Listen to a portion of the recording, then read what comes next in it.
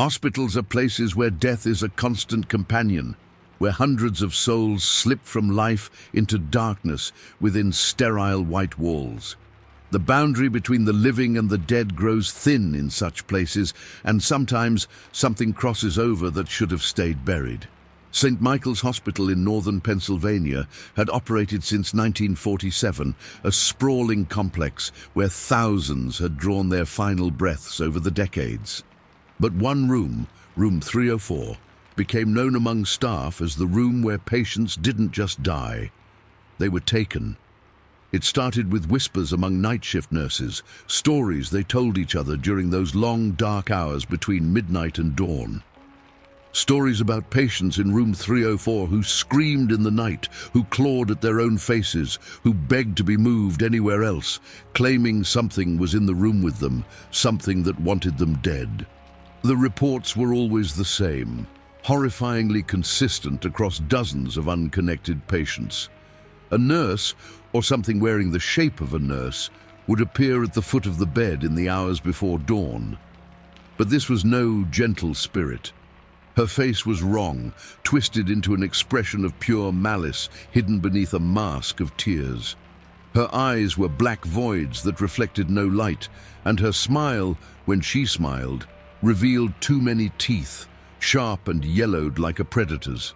She never spoke, but patients reported hearing whispers directly in their minds, voices that told them terrible things, that showed them visions of their own deaths, that promised they would never leave room 304 alive.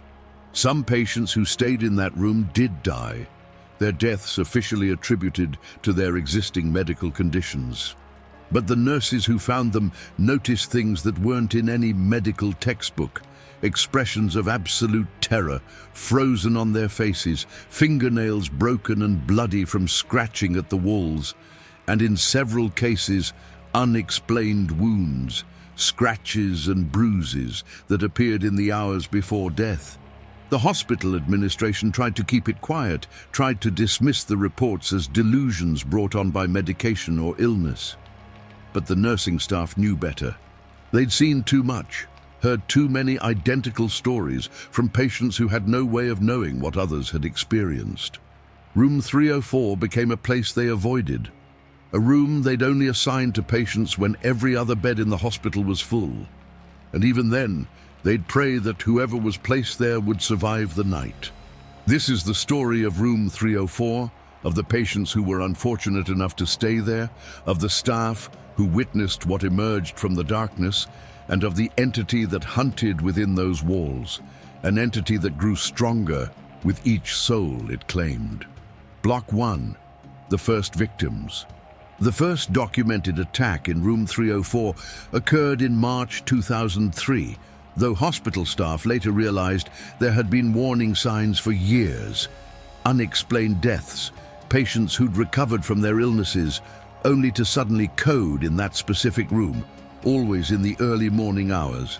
But March 2003 was when the pattern became undeniable. Robert Chen, a 62-year-old retired accountant admitted for diabetes complications, became the first survivor to report what would later be recognized as the standard encounter.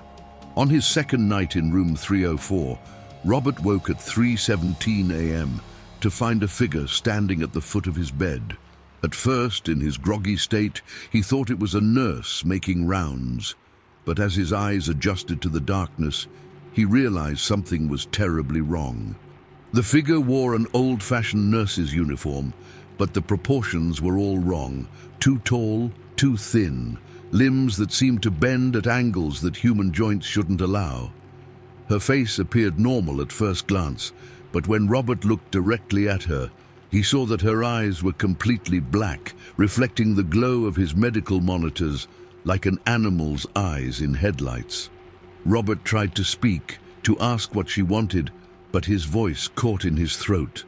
The figure began to move, not walking but gliding forward, her feet never touching the floor. As she approached, Robert could see details that made his skin crawl. Her skin had a waxy, corpse-like quality. Her smile was too wide, stretching her face in ways that looked painful, and her hands, when she reached toward him, had fingers that were too long, tipped with fingernails that looked more like claws. Robert pressed his call button frantically, mashing it over and over, but the figure was now standing right beside his bed, leaning down over him, her face inches from his. Her breath smelled of formaldehyde and decay, and when she opened her mouth wider, Robert could see that she had far too many teeth, rows of them like a shark. Then she whispered, not with her mouth but directly into his mind, words that made him scream. She told him he was going to die in this room, that his body would fail in exactly the way that terrified him most, that she would watch it happen and enjoy every moment of his suffering. The voice in his head described his death in explicit, horrifying detail, showing him visions of himself choking, gasping, drowning in his own fluids while she stood over him and smiled. The night nurse finally arrived, bursting into the room to find Robert in a full panic attack, hyperventilating and clutching his chest. The figure had vanished the moment the door opened. Patricia Morrison, the responding nurse, tried to calm Robert down, assuming he'd had a nightmare brought on by his medication, but Robert was insistent. He'd been wide awake, he knew what he'd seen, and he was absolutely terrified. He demanded to be moved to a different room immediately, right that moment, even if it meant being placed in a hallway. Patricia noted the incident in his chart, but attributed it to possible medication side effects. Robert was moved to a different room the next day, for reasons officially listed as patient comfort, and he was discharged 3 days later. But Patricia would later learn that Robert required psychiatric care for months afterward, suffering from severe anxiety and nightmares about the nurse with too many teeth who'd promised he would die screaming. 3 weeks later, Linda Vasquez was admitted to room 304 for post-surgical monitoring. Linda was a devout Catholic, a strong woman who'd raised 3 children and wasn't easily frightened. But on her first night in the room, she experienced something that shattered her faith and left her a broken woman. She woke at 3:23 a.m. to see the nurse standing at the foot of her bed, and unlike Robert, Linda's first instinct was compassion. The figure appeared to be crying, tears streaming down her face. Linda, thinking this was a real nurse who was upset, asked if she could help. The figure's head snapped up, and Linda saw its true face. The tears were black, leaving oily stains down its cheeks. The eyes were empty sockets filled with writhing darkness, and when it smiled at Linda, its face split open far too wide, revealing a throat that seemed to extend down into infinite darkness. The thing glided forward, and Linda felt a cold so intense it burned, spreading through her body. She tried to scream, tried to move, but she was paralyzed, not physically paralyzed by fear, but held in place by some invisible force that gripped her like iron bands. The entity leaned over Linda, and she felt its cold fingers touch her face, tracing the lines of her jaw, her throat, her chest, as if deciding where to make the first cut. Then the whispers began in her mind, not words exactly, but images and sensations. The thing showed her how it had killed before, showed her the faces of other patients who died in this room, showed her their final moments in excruciating detail. It made her feel their pain, their terror, their despair. It showed her what it would do to her children if she told anyone what she'd seen, showed her visions of her family suffering in ways beyond imagining. When it finally released her, Linda couldn't speak for hours. She lay in that bed paralyzed by terror until morning, too afraid to call for help, too afraid to move, certain that any sound would bring it back. When the day shift nurse found her, Linda was catatonic, staring at the ceiling with tears running down her face. She was transferred to psychiatric care and never spoke about what happened in room 304. Her children later told staff that their mother was never the same, that she would wake screaming every night, that she refused to go near hospitals, and that she died 2 years later, officially of a heart attack. But her family believed she died of fear, her heart simply giving out under the weight of whatever trauma she'd experienced. Over the following months, more patients in room 304 reported encounters, and the reports grew progressively more disturbing. A young man claimed the nurse had shown him a vision of his own autopsy, had made him feel what it would be like to be cut open while still conscious. An elderly woman reported that the entity had whispered the names and addresses of her grandchildren, had shown her what would happen to them if she didn't cooperate, though what it wanted her to cooperate with, she couldn't say. A middle-aged teacher was found, trying to claw her way through the room's window, screaming that she had to get out before it put its babies inside her. A reference no one understood, but that terrified the staff who heard it. 3 patients died in room 304 during this period, their deaths officially attributed to heart failure, respiratory arrest, and stroke. But the nurses who found them noticed the same details: terror frozen on their faces, defensive wounds on their hands and arms, as if they'd been fighting something off. And in each case, the room's temperature had dropped to near freezing despite the thermostat being set to a normal temperature. Block 2, the investigation turns dark. By late 2004, the nursing staff was in open revolt about room 304. They refused to assign patients there unless forced by bed shortages, and even then, they demanded that patients be monitored constantly, with nurses checking on them every 15 minutes throughout the night. The hospital administration, facing potential lawsuits and bad publicity, hired a paranormal investigation team. But this wasn't the sanitized ghost hunting seen on television. This was Dr. Ellen Briggs, a researcher who'd spent 2 decades investigating claims of malevolent hauntings, and her team included a former Catholic priest who specialized in what the church wouldn't publicly acknowledge: demonic infestations and malevolent entities that preyed on the sick and dying. They set up their equipment in room 304 and prepared to spend 3 nights documenting whatever was happening there. The first night was quiet, unsettlingly so. The monitoring equipment functioned normally, temperatures remained stable, and nothing appeared on the cameras. Dr. Briggs suspected the entity, if there was one, was aware of their presence and was hiding. On the second night, they changed their approach. The former priest, Father Michael Cordero, insisted on spending the night alone in the room, armed with holy water, a crucifix, and prayers of protection. The research team monitored from outside via cameras and audio equipment. At 3:14 a.m., every piece of electronic equipment simultaneously failed. Cameras went dark, audio cut out, even backup batteries drained instantly. The team rushed into the room and found Father Cordero pressed against the far wall, his face pale, his crucifix shattered on the floor. He was speaking in Latin, prayers of exorcism, his voice hoarse as if he'd been screaming. When they finally got him out of the room, he refused to discuss what he'd seen, would only say that what was in room 304 was not a ghost, not a spirit of the dead, but something that had never been human, something that wore the shape of the nurse like a mask to lure its prey.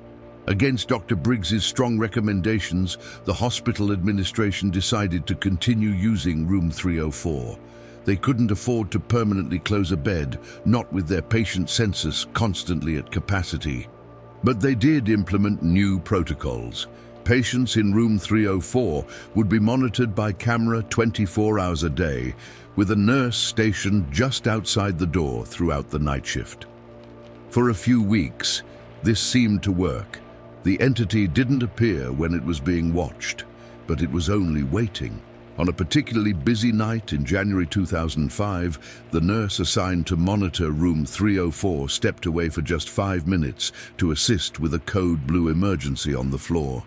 When she returned, she found the patient, a 53-year-old woman named Margaret Sullivan, standing on the bed, screaming and tearing at her own hair.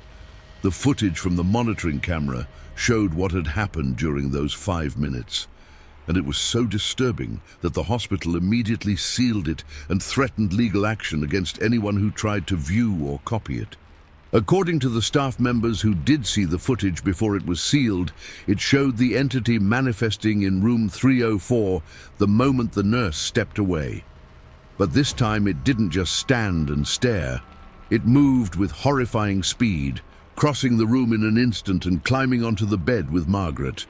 It pinned her down with impossible strength, its mouth opening wider and wider until its jaw seemed to unhinge completely. And then it did something that made even hardened medical professionals sick to watch. It appeared to be trying to crawl inside Margaret's mouth, forcing its way down her throat, its impossibly long fingers pushing past her teeth while she struggled and choked. The attack lasted approximately 3 minutes before the entity sensed the nurse returning and vanished. Margaret survived physically, but psychologically she was destroyed. She was transferred to a psychiatric facility where she remained for months, unable to speak coherently, only able to whisper the same phrase over and over. "It's still inside me. I can feel it moving." After the Margaret Sullivan incident, Dr. Briggs conducted deeper research into the room's history and discovered something that made the hospital administration's blood run cold. Room 304 had the highest patient mortality rate in the entire hospital, significantly higher than could be explained by the severity of the patient's conditions. Going back through 70 years of records, they found that approximately 1 in every 5 patients admitted to that room died there, a rate nearly 4 times higher than any other room.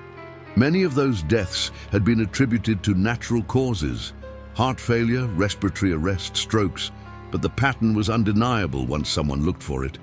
Even more disturbing, several of the deaths had unusual elements. Patients who were recovering well, suddenly coding in the middle of the night.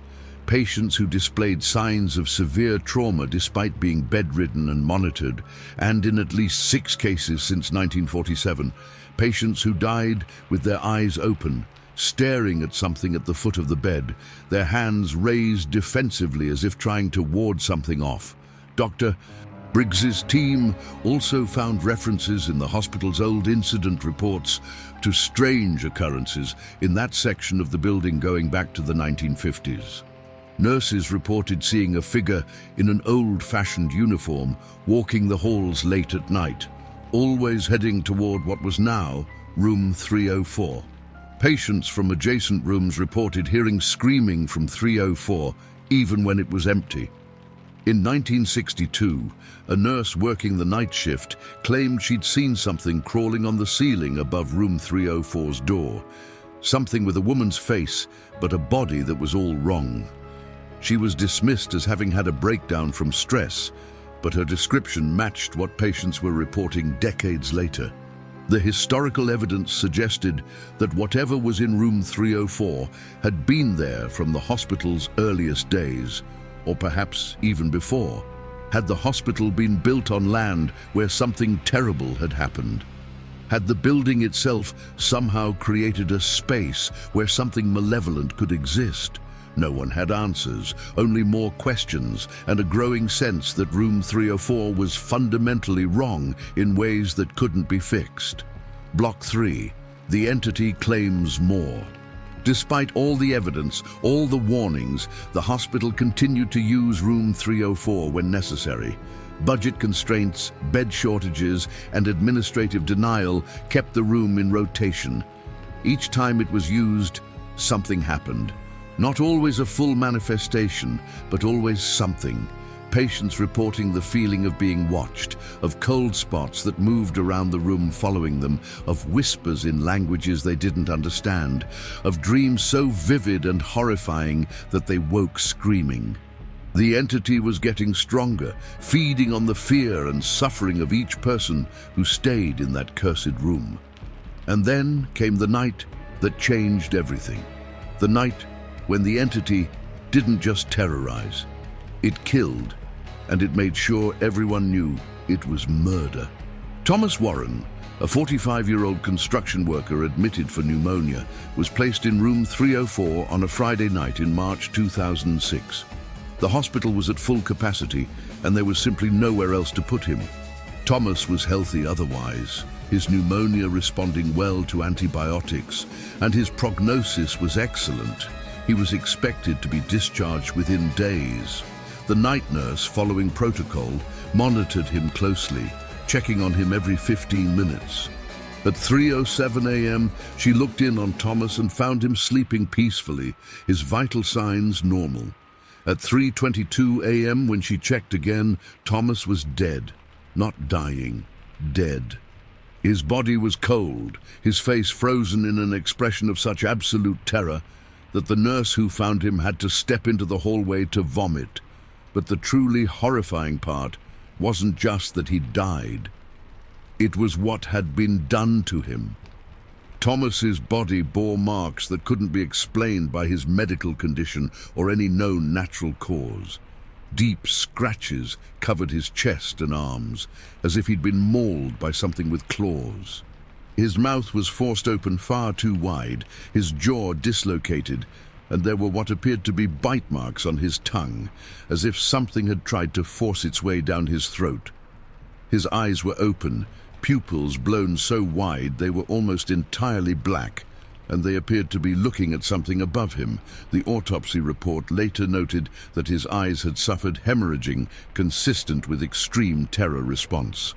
Most disturbing of all, the monitoring equipment showed his heart rate and blood pressure spiking to impossible levels in the minutes before his death, as if his body had been subjected to extreme stress or terror before suddenly flatline. The 15 minutes between the nurse's checks should not have been enough time for any of this damage to occur naturally. It looked like Thomas had been attacked, tortured, and killed by something in that room, something that disappeared before the nurse returned. The hospital launched an immediate investigation, but they couldn't explain Thomas Warren's death without acknowledging what they'd been denying for years, that room 304 was occupied by something malevolent and deadly. The medical examiner, forced to provide an official cause of death, listed acute cardiac arrest precipitated by unknown factors, a non-answer that satisfied no one. Thomas's family threatened to sue, demanding answers about how a man recovering from pneumonia had died in such horrific circumstances. The hospital settled out of court with an undisclosed payment and a strict non-disclosure agreement. But word spread anyway. Local news picked up rumors about the haunted hospital room, and while the hospital denied everything publicly, they quietly made a decision. Room 304 would be permanently closed. It was officially taken out of service, the bed removed, the room locked and sealed. But closing the room didn't stop what was inside. Staff working the night shift on the 3rd floor began reporting that they could hear sounds coming from behind the locked door of room 304, scratching, like someone trying to claw their way out, and worse, what sounded like a woman's laughter, low and cruel. Patients in adjacent rooms reported hearing screaming from the empty room, hearing what sounded like a struggle, furniture being thrown. Security guards sent to investigate found nothing when they unlocked the door. The room was empty, undisturbed, exactly as it had been left. But the moment they left and relocked the door, the sounds would start again. Several night shift nurses quit rather than continue working on the 3rd floor, and those who remained avoided walking past room 304, taking longer routes to reach their patients rather than pass by that sealed door. Doctor Briggs was called back to consult on what to do about the room. She spent another night in the hospital, this time armed with more sophisticated equipment and accompanied by Father Cordero, who'd reluctantly agreed to return. They didn't enter room 304. Father Cordero flatly refused, saying that whatever was in there had grown too strong, that it had been feeding on suffering for decades and was now powerful enough to manifest physically, to cause real harm. Instead, they monitored from outside. At 3:13 a.m., their equipment recorded massive electromagnetic spikes and temperature drops so severe that frost formed on the outside of the locked door. They heard sounds from inside the room, furniture moving, glass breaking. But when they unlocked the door and looked inside, nothing was disturbed. Everything was exactly as it had been. Dr. Briggs's conclusion was stark. The entity had claimed room 304 as its territory and would not be dislodged by conventional means. She recommended that the room be permanently sealed, that the door be welded shut, and that, if possible, the entire section of the building be decommissioned and demolished. The hospital administration, unwilling to go to such extreme and expensive measures, chose a middle path. They had the room sealed more permanently, the door welded shut, the ventilation ducts sealed, the windows boarded over from the inside before being sealed. They had a priest, not Father Cordero, who refused to enter the building again, perform a blessing of the room and the surrounding area. For a few months this seemed to work. The sounds stopped. The reports of strange occurrences decreased, but hospital staff noticed something new and deeply disturbing. Patients in rooms adjacent to 304 and even in rooms directly above and below it on other floors began reporting the same experiences that room 304 patients had described.